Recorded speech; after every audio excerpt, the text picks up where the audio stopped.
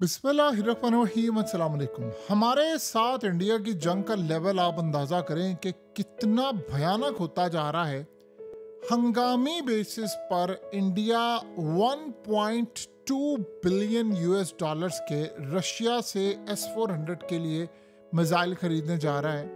ये 8 to 8 missile होंगे beyond visual range वाले, और ये जो मिसाइल वो खरीदने के लिए जा रहा है ये यूक्रेन की जंग में इस्तेमाल हो रहे हैं, और इंडिया ने पहले भी लिए। ये 10,000 इंडियन करोड़ रुपीस के मिसाइल लेने जा रहे हैं, और जाहिर सी बात है ये मिसाइल उन्होंने चाइना के खिलाफ तो इस्तेमाल करने नहीं है। ये मिसाइल होने जा रहे हैं पाकिस्तान के खिलाफ, इस्तेमाल होंगे, बड़े पैमाने पर होंगे, और ये पाकिस्तान को टारगेट करने जा रहे हैं। जब आप इतने बड़े पैमाने पर ये मिसाइल खरीदने जा रहे हैं, और ये ऐसा नहीं है कि उन्होंने अब लेंगे बाद में आएंगे, जो उनके पास मिसाइल ऑलरेडी हैं उसकी वो खेप देंगे। वैसे तो रशिया को इस वक्त मिसाइलों की दुनिया में सबसे ज़्यादा ज़रूरत है, लेकिन S-400 के मिसाइल्स बेसिकली क्यों हैं? क्योंकि पाकिस्तान ने जब मिसाइल हिट करने हैं तो उन्होंने उनको इंटरसेप्ट करना है, और उसके अलावा वो टारगेट भी करता है। और आपको पता है कई सौ किलोमीटर दूर से वो डिटेक्ट करता है, फिर उसके बाद वो इसको टारगेट करने की कई सौ किलोमीटर तक की सलाहियत रखता है। तो इंडिया अब जंग में कूद पड़ा है बड़े पैमाने पर, और ये असल में जो अब लड़ाई होने के लिए जा रही है उसमें आप ये बात अच्छी तरह समझते हैं कि आज तो इंडिया के अंदर ये वार्निंग भी जारी कर दी गई है कि पाकिस्तान ने जब इस दफ़ा जंग में उतरना है तो उन्होंने गुजरात के अंदर और दीगर जगहों पर जो ऑयल रिफाइनरीज है उनको टारगेट करना है। तो इंडिया ने रशिया को कहा था कि पुतिन इस वक्त इनकार नहीं करेगा। आपको पता है कि ये जो अब बहुत सारी जो चीज़ें हैं, हैरान कुन तौर पर आप देखेंगे जो रशिया की इन्वेंट्री में पड़ी हुई है, स्टॉक्स में पड़ी हुई हैं, उनके मिसाइल ये जो यूक्रेन में वो इस्तेमाल कर रहा है, वो बहुत सारी चीज़ें वो इंडिया को देने के लिए जा रहे हैं। क्योंकि जो इंडिया ने इस वक्त पूरे का पूरा मुल्क दांव पर लगा दिया है, अमेरिका से लड़ाई लड़ ली है, उसने $70 अरब का लॉस कर लिया है रशिया के लिए, तो रशिया तो अब उसको पे बैक करेगा। अब एक बात आप ज़हन में रखें, एक तो होता है कि आप रशिया को कुछ ऑर्डर करते हैं, आप तैयारे ऑर्डर करते हैं, कोई चीज़ ऑर्डर करते हैं, तो आज आप ऑर्डर करते हैं तो आपको कई साल बाद जाकर मिलती है। जाहिर सी बात है जो एक्सपोर्ट वर्जन होता है वो बनाकर देते हैं। इंडिया के साथ एक्सेप्शनल काम होने के लिए जा रहा है। एक तो इंडिया ने कहा है कि जी हमने जो ट्रेड है रशिया भी चाह रहा था वो इंडियन रुपीस और युआन में करने जा रहे हैं। दूसरा, ये अब आने वाले वक्त में जैसे S-400 और बहुत सारी जो चीज़ें हैं वो मांग रहे हैं, वो असल में S-400 और सब कुछ रेडीमेड जो उनके पास मौजूद होता है इन्वेंट्री में, जो रशिया ने खुद इस्तेमाल करना है, जो खुद मिसाइल इस्तेमाल करने होते हैं, वो इन्वेंट्री में देने के लिए ये इंडिया को दे रहे हैं, हंगामी बेसिस पर दे रहे हैं। यानी ये ऐसी सूरत हाल नहीं है कि जी वो अभी सोचेंगे करेंगे, वो कह रहे हैं जंग सर पर खड़ी हुई है और आप हमें दे। अब आप ये सोचें, ये जो स्पेशल खेप अब ये बाय कर रहे हैं 1.2 बिलियन डॉलर्स की, आपको पता है पहले इन्होंने 40,000 इंडियन करोड़ रुपीस, कई अरब डॉलर्स के हंगामी टेंडर जारी किए, और उसमें वो परचेजिंग करने जा रहे थे। इसराइल से उन्हें टेक्नोलॉजी लेनी थी, सब कुछ लेने जा रहे थे कि हम वो मैदान में उतर रहे हैं। अब जो वो लेने जा रहे हैं वो बड़े मिसाइल है, क्योंकि उन्होंने कहा है कि पाकिस्तान ने ड्रोन्स मारने हैं और पाकिस्तान ने मिसाइल मारने हैं, तो हमने उनको करना है इंटरसेप्ट। अच्छा, अब एक मज़े की बात आप देखिए, हम तैयारी कर रहे हैं, जाहिर सी बात है हमने तो करना है रिटेलिएट। पहले इंडिया अटैक करेगा तो पाकिस्तान उसको रिटेलिएट करेगा। उनको ये पता है पाकिस्तान ने प्रीएम्प्टिव स्ट्राइक करना ही नहीं है, यानी हमने पहल में आकर स्ट्राइक नहीं करना, चाहे जो मर्जी हो जाए। पाकिस्तान की पॉलिसी ये रही है और ये बात उनको अच्छी तरह पता है, और इसीलिए वो शेर हुए पड़े हैं। और वो क्या कर रहे हैं, वो ये देख रहे हैं कि ये जो सारी परचेजिंग वो करे असल में रिटेलिएशन के लिए है, कि जो पाकिस्तान ने रिटेलिएट करना है, जवाब देना है, इनको मारना है, अटैक करना है, तो वो उस रिटेलिएशन को पूरा काबू करने के लिए, इंटरसेप्ट करने के लिए काम करें। और दूसरी बात आप ध्यान में रखिएगा, इंडिया ने यूक्रेन की जंग से बहुत कुछ सीखा है, बहुत कुछ सीखा है, रशियन मिसाइल, रशियन चीज़ें। और ये बात आप ध्यान में रखिएगा, यहाँ एक अजीब मामला है और कुछ अजीब सूरत हाल पैदा होगी। रशिया के पास है बहुत ज़्यादा एडवांस टेक्नोलॉजी, वो GPS जैम कर देते हैं, बहुत कुछ कर देते हैं, और आपको पता है चाइना की टेक्नोलॉजी ने बड़ा किरदार अदा किया। यहाँ एक अजीब सूरत हाल है, चाइना है पाकिस्तान के साथ खड़ा, और रशिया खड़ा है इंडिया के साथ। वैसे चाइना के अब इंडिया से भी बड़े अच्छे ताल्लुकात है, लेकिन जाहिर सी बात है जब जंग में कूदेंगे, ये बात तो चाइना भी जानता है कि वो कश्मीर और गिलगित-बल्तिस्तान वाली साइड पर आएंगे, तो उसमें फिर सी पैक को भी जाहिर सी बात है खतरा होता है। तो इस सूरत हाल में चाइना पाकिस्तान के साथ खड़ा हुआ, ऑलरेडी उन्होंने टेक्नोलॉजी दी है।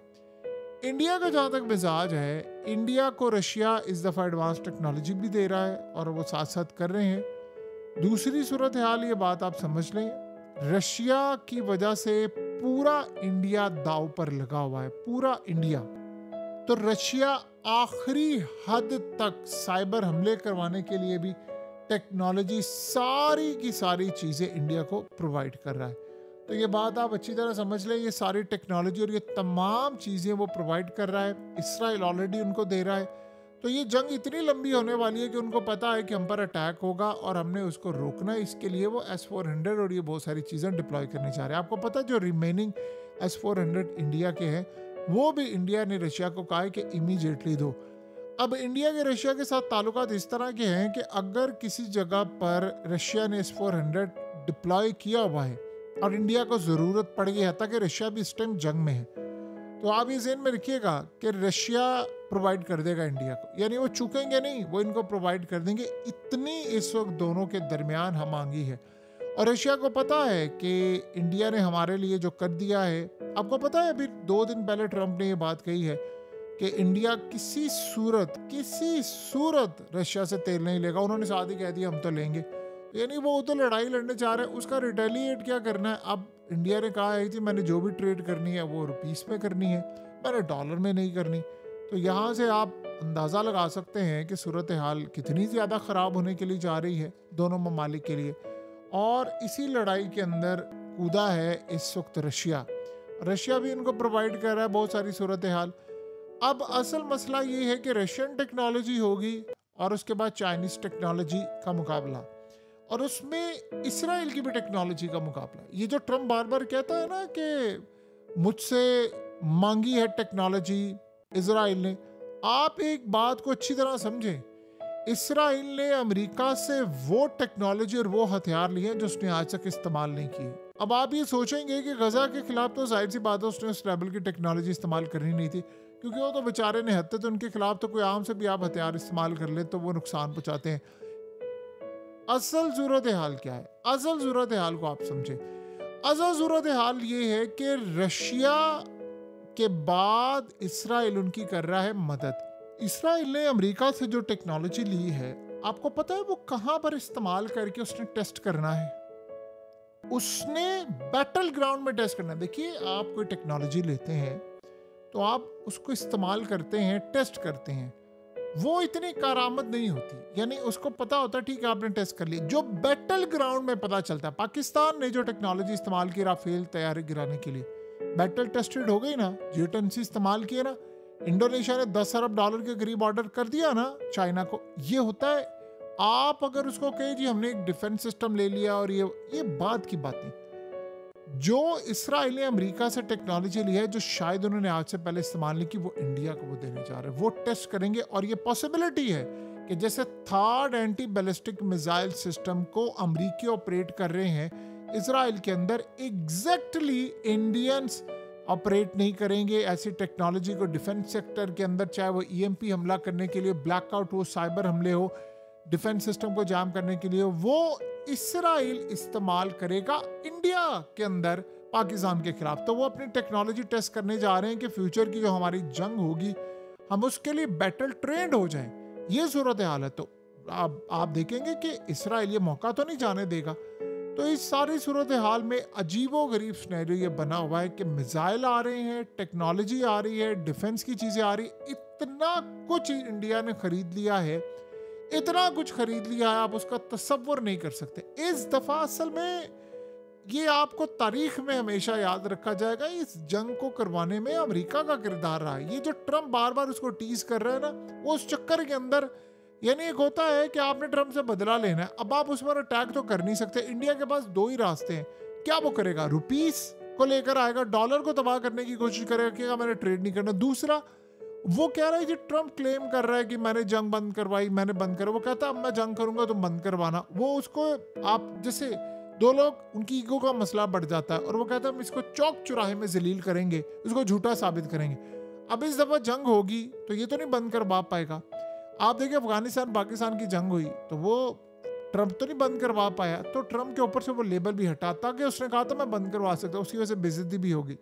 लेकिन इंडिया ये काम करेगा, इंडिया अटैक करेगा और वो कहेगा ट्रंप को कि अब तुम रोक के दिखाओ। अरब ममालिक तो इसको रोक नहीं पाएंगे, मिडल ईस्ट रोक नहीं पाएगा, यूरोप रोक नहीं पाएगा।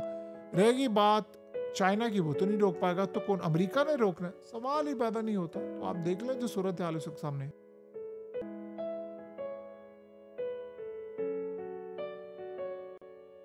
हकीकत टीवी को सब्सक्राइब करना मत भूलें, वीडियो को लाइक करें, शेयर करें और कमेंट सेक्शन में अपनी राय का इजहार ज़रूर करें।